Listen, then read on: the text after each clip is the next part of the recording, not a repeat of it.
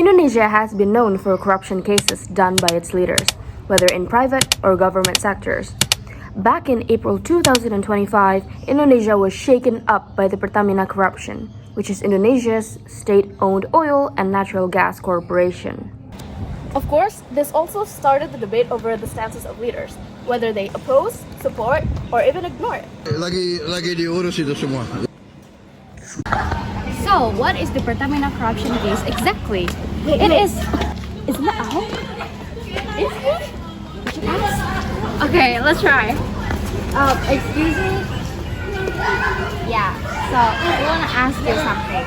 Yeah. What is the Pertamina corruption case? Pertamina corruption case. That's actually very easy. Record here? Yeah. So, the Pertamina corruption case directly includes the executive at Pertamina and also its subsidiaries. They allegedly imported more expensive foreign oil, inflating costs and causing substantial financial losses for about 968.5 trillion rupiah. Whoa! Exactly. But if I may ask, what is your relation in all of this? I don't think I have the energy to answer. I know. So, Ahok, or Basuki Cahayapurnama, is a top supervisor at Pertamina. However, he was proven innocent and not involved in the case. He demands Pertamina to be more honest and open, and also he completely dislikes this case. And for that, Narasi TV, a digital news platform, filmed an interview with Ahok. It was then published in their YouTube channel, and today we are going to be analyzing that interview video using the multimodal discourse analysis.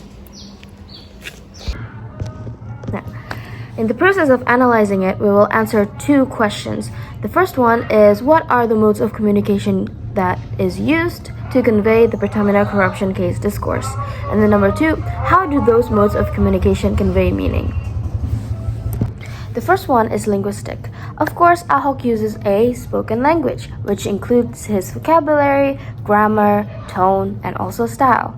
First, let's talk about the vocabulary. Here are some of the breakdowns of his vocabs.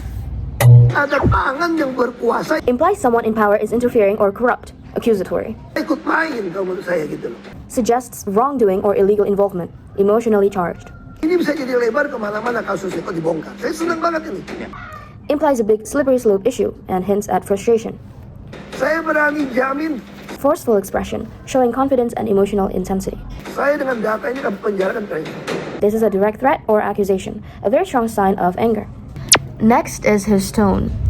His tone is pretty loud, and this kind of shows how angry he is and how critical he is to the government. And when it comes to his speaking style, he sounds firm, assertive, and confident that he opposes the corruption case. The next one is visual mode. Visual mode communicates meaning through what is seen, like images, color, layout, symbols, lighting, or composition. In this video, first, the thumbnail uses the color red. Other than linking or matching with the official color of Pertamina, it can also highlight Ahok's boldness and bravery in speaking up about the case, just like what the color red symbolized. The words chosen to be put in the thumbnail, which is Blak-Blakan Ahok Soal Pertamina, saya penjarakan kalian semua, using the big square-edged font are to lure the audience into watching the video. By using one of the most provocative sentences he said throughout the video, with a cutout of Ahok doing a pointing finger gesture to the front, it makes people curious or even can be provoked. The layouts of the video are quite monotonous, with only 2 to 3 angles taken, and all of them only include Ahok himself in the frame. This face close-up angle taking decision is to keep the audience attention on Ahok. Meanwhile, the wide angle shot showing Ahok sitting full body in the middle of the room is to show Ahok's authority at the time the video was shot. It shows how he was given a big enough space with no people around closely to express himself and to deliver his speech however he wants to.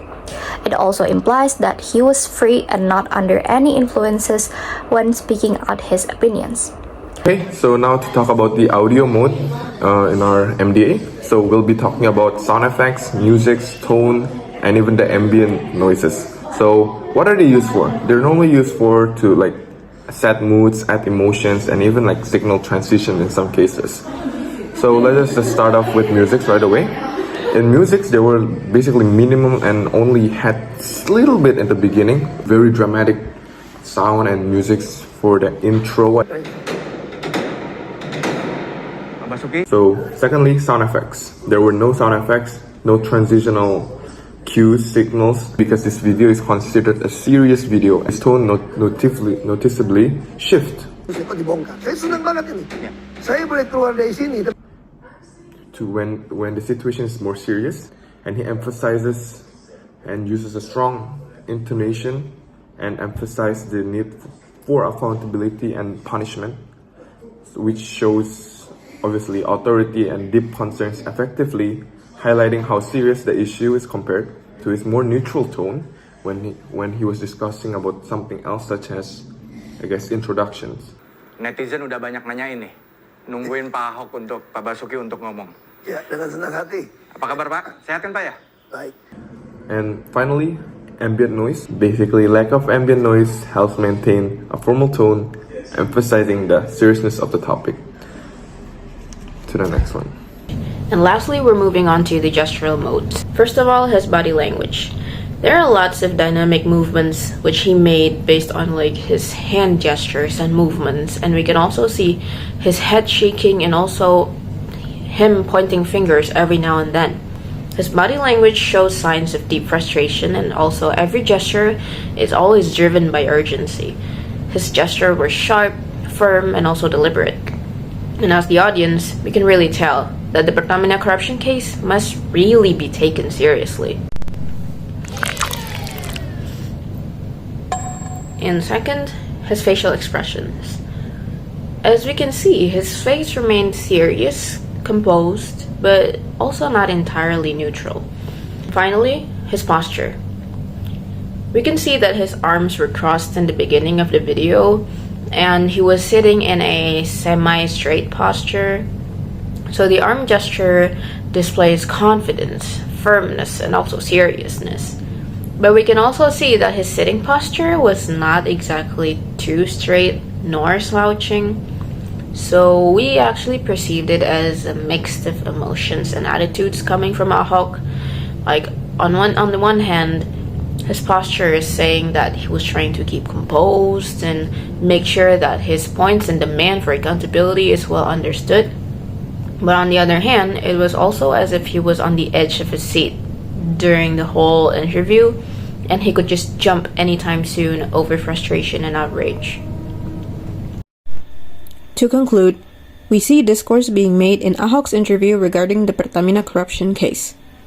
Ahok's discourse on Pertamina's corruption is powerfully conveyed through various communication modes: spoken language, visuals, gestures, and audio, each reinforcing his anger, urgency, and call for justice.